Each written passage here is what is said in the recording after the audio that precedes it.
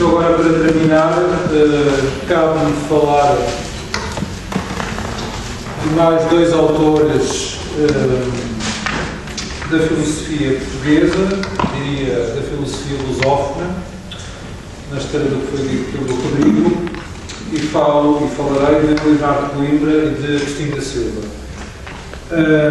Obviamente que a escolha poderia ser outra. Escolhi Leonardo de Coimbra porque, como muitos de vós saberão, Leonardo de Coimbra é uma figura nuclear dessa mesma filosofia portuguesa, não só pela obra que nos deixou, e que já foi de resto também devidamente salientada no 10º número da Nova Águia, como também pelos lugares que ocupou, e não falo sobretudo do seu cargo enquanto Ministro da Educação, nem sequer como deputado. Falo sobretudo do papel que ele teve enquanto figura magistral da Faculdade de Letras do Porto, e onde foi mestre de uma série de pessoas que de facto vieram depois a dar corpo e obra a essa mesma filosofia portuguesa. Muitos desses nomes de resto já foram aqui hoje referidos, desde logo pelo Pedro Martins.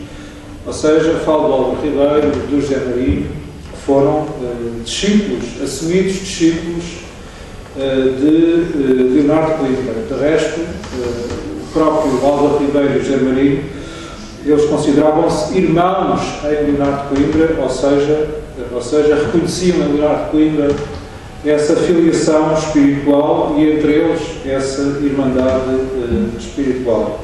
Agostinho da Silva foi também aluno, não digo discípulo, foi aluno de Leonardo de Coimbra.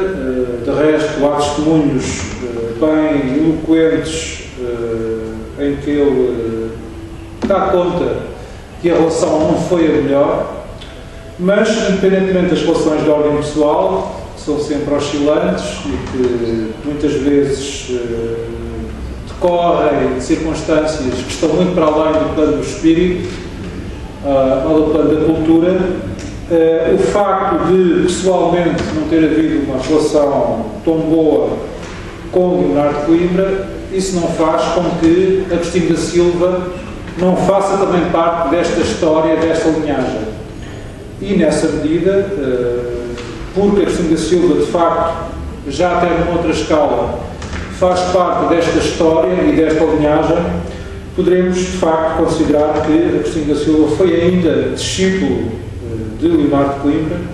De resto, usando até uma expressão do António Telmo, poderemos até dizer que Agostinho da Silva foi o último discípulo de Leonardo de Coimbra, sinalizando ou simbolizando-se em Leonardo de Coimbra todo esse movimento da filosofia portuguesa, todo esse movimento da Renascença portuguesa, onde Leonardo de Coimbra foi, a par de Teixeira de Pascoais, uma das figuras mais relevantes. Também, como todos sabemos, se Teixeira de Pascoais considerava Leonardo como o filósofo da Renascença, Leonardo de Coimbra, isto não era propriamente troca de galhardetes, era algo profundamente sentido e pensado. Leonardo de Coimbra dizia, olhava e via Teixeira de Pascoais como um poeta da Renascença portuguesa. Temos aqui falado muito de cultura. O Rodrigo sinalizou e bem que hoje estamos aqui a falar também, é esse o pretexto, do feriado de 1º de dezembro, que é, dir-se-ia, um feriado de ordem política, comemora-se a restauração da independência de Portugal, mas estes planos, a nosso ver, e daí este enfoque, estão profundamente ligados, porque precisamente uma das lições maiores da filosofia portuguesa, nomeadamente depois do Jornal 57, dirigido pelo António Quadros, é que precisamente sem autonomia cultural não pode haver autonomia política.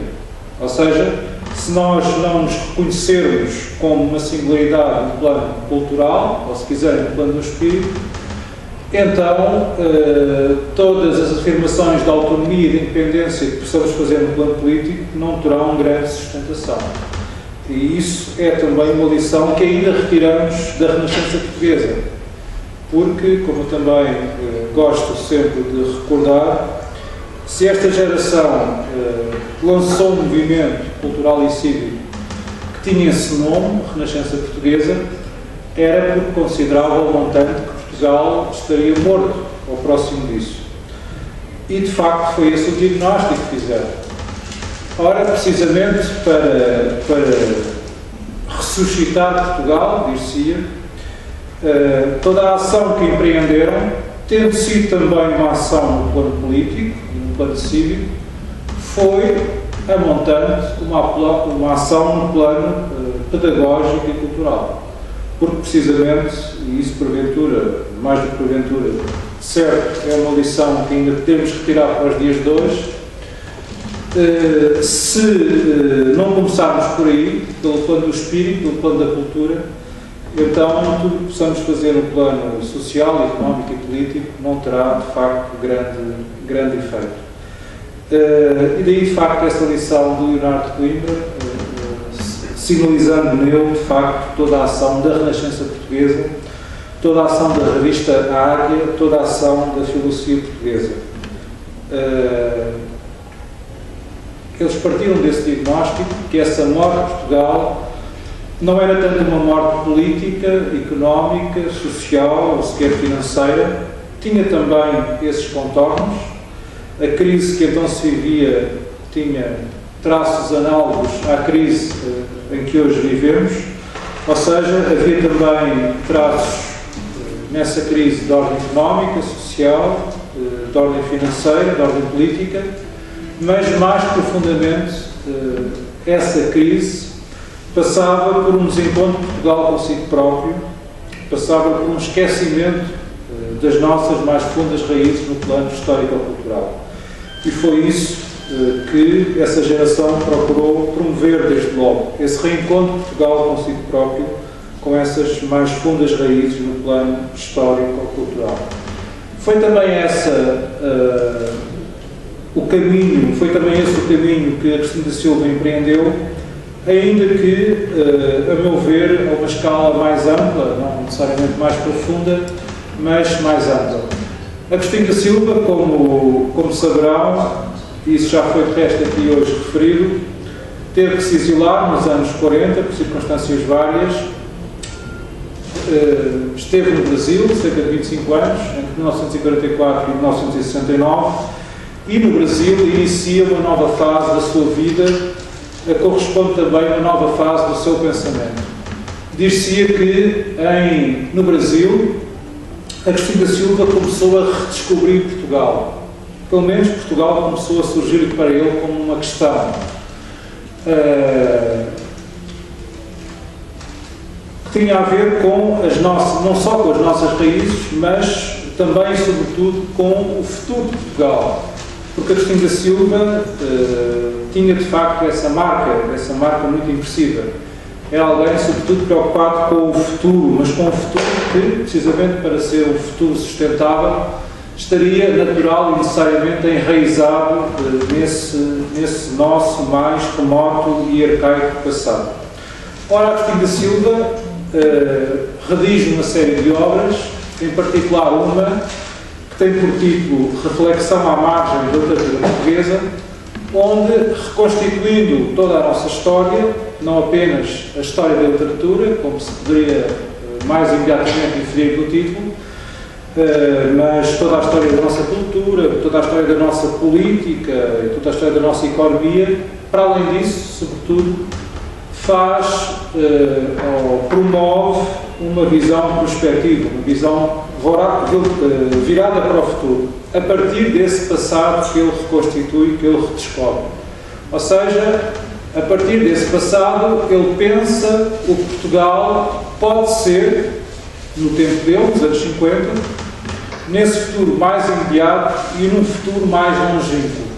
E é a partir daí que ele começa a prefigurar, de uma forma muito sustentável, muito assertiva, muito aberta, começa a prefigurar, dizia, uma comunidade luso ou afro-brasileira, ou, se quisermos, para usar um termo mais atual, que a Cristina da Silva não usou, naturalmente, mas que nós hoje podemos usar, de forma inteiramente legítima, que é o termo lusófono, aplicando, portanto, essa comunidade, falando depois de uma comunidade lusófona. Fez isso numa série de textos, também pela sua ação, aos mais diversos níveis. Agostinho da Silva tinha essa dupla faceta também, era um homem da ação e um homem de pensamento. De resto, ele valorizava particularmente os homens da ação, tinha até uma expressão particularmente significativa, considerava-os os oleiros de Deus,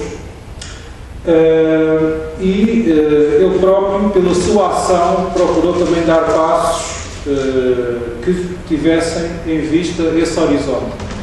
Lembro-me, por exemplo, de toda a sua ação enquanto assessor do presidente brasileiro, Jânio Quadros, nos anos 60.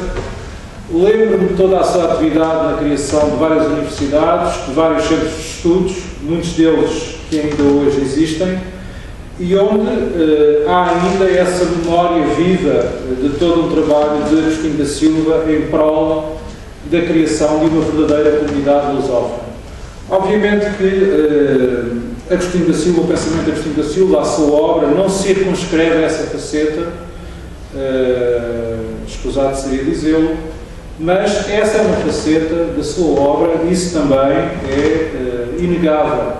Enfim, apesar de algumas pessoas procurarem diminuir essa dimensão do pensamento de Agostinho da Silva, a nós parece-nos que é inegável que essa dimensão existe. De resto, eu vou citar algumas passagens da sua obra que sustentam isso mesmo, para além de qualquer dúvida. Dizia eu que, né, por essa sua ação e por esse seu pensamento expresso em muitas obras, de facto, Agostinho da Silva deu passos nesse sentido da criação de uma verdadeira comunidade lusófona. Na altura, considerava Agostinho da Silva que deveria ser o Brasil o grande porta-estandarte dessa bandeira, desse horizonte. Mas, enfim, com a mudança que também ocorreu em Portugal, Agostinho da Silva depois, já que também regressou em 1969, também depois já em Portugal, e a partir daqui, teve sempre em vista esse horizonte, e daí que ele, muito naturalmente, tenha sido, quer ainda em vida, quer depois da sua morte, tenha sido afirmado e recordado sempre como um dos grandes inspiradores da CPLP, por muito que a CPLP, a atual Comunidade Portuguesa de Língua Portuguesa, criada em 1996, esteja ainda muito aquém de ser a expressão de uma verdadeira comunidade lusófona que, reconhecendo-lo, ainda não existe verdadeiramente. De resto, daí a nossa ação. Se nós há pouco estávamos a dizer que, por muito daquilo que o MIL vai fazendo, ou procura fazer, inclusive passando pelos nossos congressos de cidadania lusófona, onde queremos difundir esse conceito de cidadania lusófona, nós fazemos todo esse trabalho porque temos consciência que essa comunidade lusófona ainda não existe realmente. O que há um conjunto de falantes de língua portuguesa, os 240 milhões de falantes de língua portuguesa, neste momento, conjunto esse que está em crescendo, do ponto de vista puramente quantitativo, a análise, as estimativas credíveis da Porta ONU que nos dizem que em 2050 esta comunidade ascenderá aos 350 milhões de falantes, mas isso é um mero número, enfim, que nos impressionará do ponto de vista quantitativo, mas que qualitativamente, que é o que mais importa, ainda não tem uma real expressão. Ou seja, estamos a falar apenas ainda, sobretudo, de um conjunto de falantes de língua portuguesa, mas não estamos a falar ainda de uma comunidade lusófona, já que esse conjunto de pessoas ainda não se afirma plenamente como uma comunidade linguística, como uma comunidade cultural, como uma comunidade social, como uma comunidade económica e também como uma comunidade política.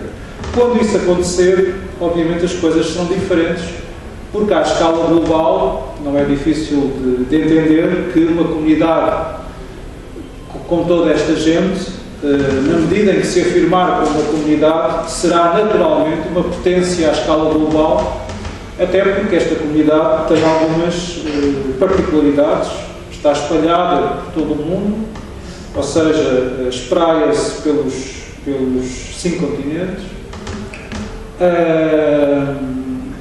e para além disso agrega países que são potências regionais, o Brasil, Angola, enfim, e outros países, não só em África como no Extremo Oriente.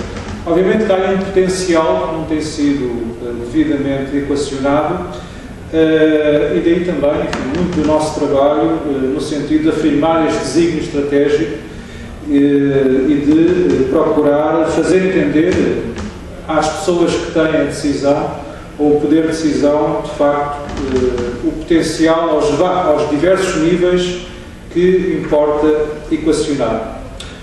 Mas falo de Agostinho da Silva recordando, de facto, como esse grande prefigurador de uma comunidade lusófona.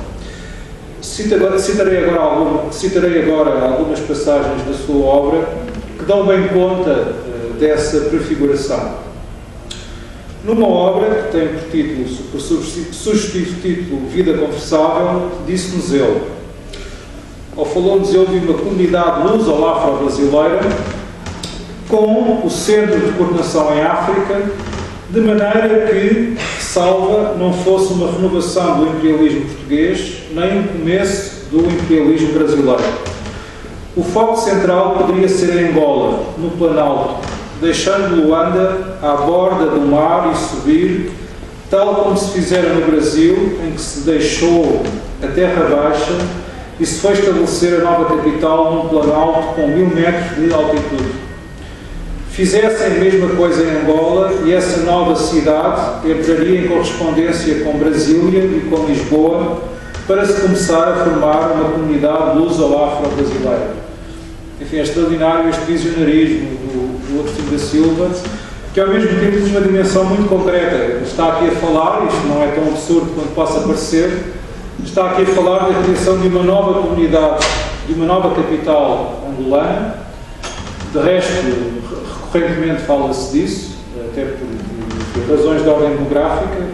A cidade de Luanda está de tal modo sobrelotada que é cada vez mais ingerível. E a criação de uma nova capital, no Planalto angolano, que, como ele diz, estabelecesse, enfim, fosse o espelho africano daquilo que é Brasília. E Brasília tem também um simbolismo muito particular, não só por ser a capital do Brasil.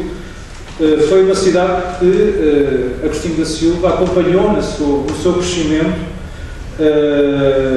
Inclusive ele esteve particularmente implicado na criação da Universidade de Brasília. De resto, eu próprio estive lá no ano passado numa homenagem que fizeram a Agostinho da Silva e a José Aparecido de Oliveira, que foi, da parte brasileira, o grande instituidor da CPLP, da Comunidade dos Países de Língua Portuguesa.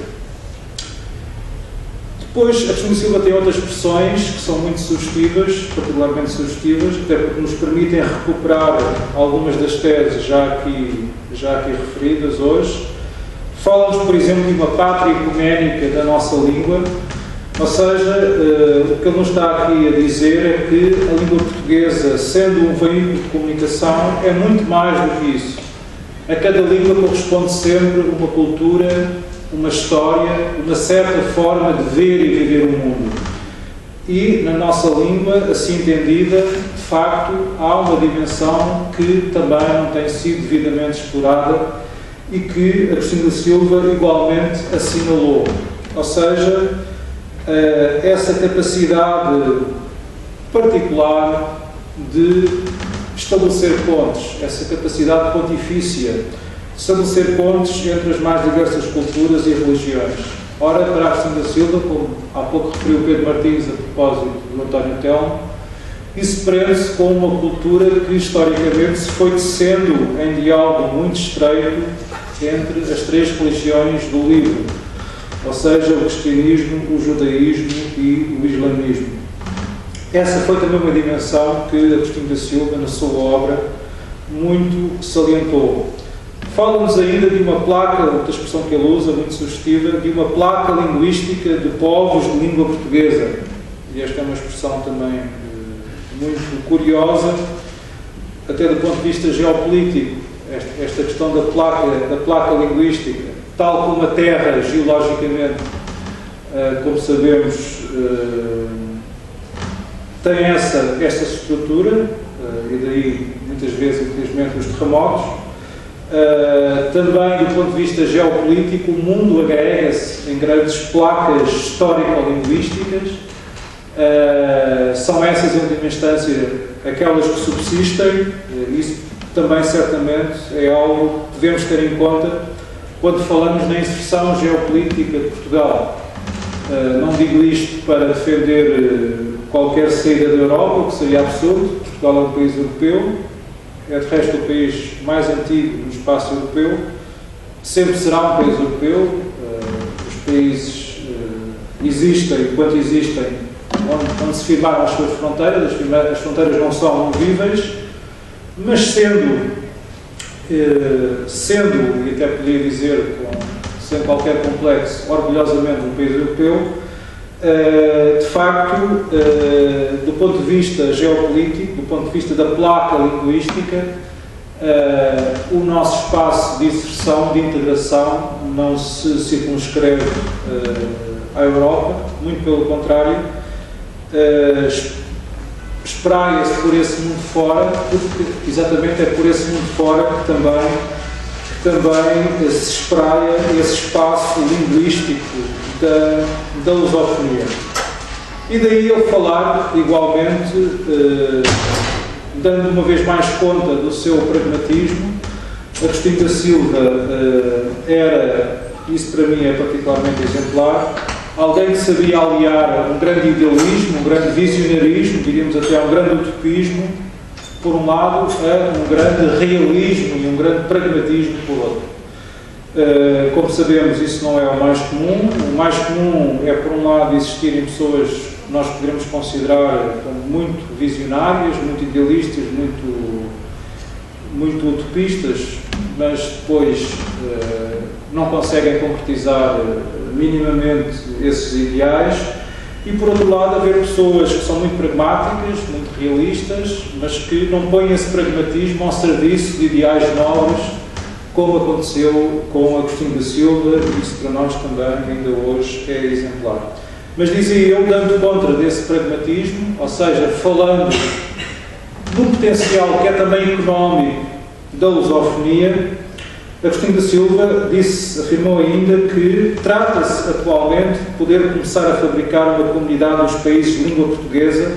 Política é essa que tem uma vertente cultural e uma outra muito importante, económica. Isto, uma vez mais, foram palavras de Agostinho da Silva. Para terminar e para fazer ponte com a comunicação do Miguel Real, Agostinho da Silva falou também do Quinto Império, foi também um dos teorizadores do Quinto Império, e a esse respeito referiu-se ao Quinto Império, dizendo-nos que esse império só poderá surgir quando Portugal, sacrificando-se como nação, apenas for um dos elementos de uma comunidade de língua portuguesa. Enfim, eu aqui não iria tão longe quanto Agostinho da Silva. Não penso que seja necessário qualquer sacrifício. Muitas vezes, Agostinho da Silva, em alguns textos, enfim, quase que faz de Portugal uma nação crística, nesse sentido, como se Portugal tivesse que sacrificar em prol de um bem maior. O que eu retiro daqui é, de facto, uma visão que eu tenho qualificado como uma visão de um transnacionalismo lusófono. Ou seja, esta ideia de que, sem que nós, para isso ou por isso, possamos ou sequer devamos diminuir, relativizar e muito menos renegar a nossa singularidade histórico-cultural, não é disso que se trata, mas tendo em conta essa singularidade histórico-cultural, devemos salientar e sobrepor, relativamente aos outros países de língua portuguesa, aquilo que nos une mais do que aquilo que nos separa. Uma vez mais, volta a esta ideia de um caminho de convergência que se deve realizar desde logo no plano linguístico ou cultural, sem que isso passe necessariamente pela questão do plano ortográfico, e que se cumprirá nesses diversos planos, no plano social, económico e político, tendo em conta que, independentemente de todos os acordos que se possam fazer aos mais diversos níveis, o espaço de língua portuguesa, o espaço lusófono, será sempre, naturalmente, um espaço mestiço, para usar um termo tão marcadamente lusófono, ou seja, um espaço polifónico e um espaço plural. De resto, se nós, à escala estritamente continental, já não falando sequer das ilhas, das regiões autónomas da Madeira e dos Açores, já somos, nesse plano, um espaço polifónico, quanto mais à escala da lusofonia. Mas, independentemente disso, reconhecendo essa pluralidade, essa polifonia, que, a meu ver, é uma riqueza. O mundo é tanto mais rico quanto mais plural e mais polifónico, e essa é uma tese que eu aplico também ao espaço de língua portuguesa. Mas, se assim é, dizia, há, a nosso ver, todo o benefício, que se pode retirar trilhando esse caminho de convergência. Isto não falo apenas no que diz respeito a Portugal, falo convictamente, porque é isso que eu penso e também é esse o eco que eu tenho tido de membros de toda a comunidade lusófona que têm interagido no Milo. Esse é também o interesse de todos os países de língua portuguesa e nós podemos perfeitamente perceber isso. Se Timor-Leste resistiu à ocupação indonésia, se Timor-Leste depois teve ainda forças para afirmar uma independência política, foi porque há uma comunidade lusófona que deu eco às reivindicações timorenses e que depois acompanhou o Timor-Leste nesse seu ato de autodeterminação do ponto de vista político. Se a Guiné-Bissau, apesar de tudo, tem algum futuro, é porque há ainda uma comunidade que se preocupa com a Guiné-Bissau. De outra forma, a Guiné-Bissau não teria qualquer futuro e não seria minimamente objeto de qualquer preocupação à escala global, à escala mundial. Obviamente que há países que, pela sua pujança, sobretudo do ponto de vista económico, podem hoje ter a tentação de acharem que não precisam da comunidade lusófona para nada. O caso mais evidente será o Brasil. Mas também no Brasil há cada vez mais vozes, e posso dizê-lo por experiência própria, há cada vez mais vozes que, pensando para além do imediato, ou seja, pensando a médio e longo prazo, ou seja, pensando à luz desses desígnios estratégicos que nunca se cumprem no imediato, mas precisamente sempre a médio e longo prazo, também no Brasil, dizia, há vozes que compreendem bem, de facto, o benefício deste desígnio estratégico da convergência lusófona. De resto, muitas dessas pessoas, pelo menos algumas delas, tiveram ainda contacto direto com o Agostinho da Silva e, nessa medida, podemos dizê-lo, assimilaram bem a lição, não apenas de Agostinho da Silva, mas, por via de Agostinho da Silva, a lição de toda a filosofia portuguesa, de toda a Renascença portuguesa. Era isto, no essencial, que eu queria dizer. Obrigado.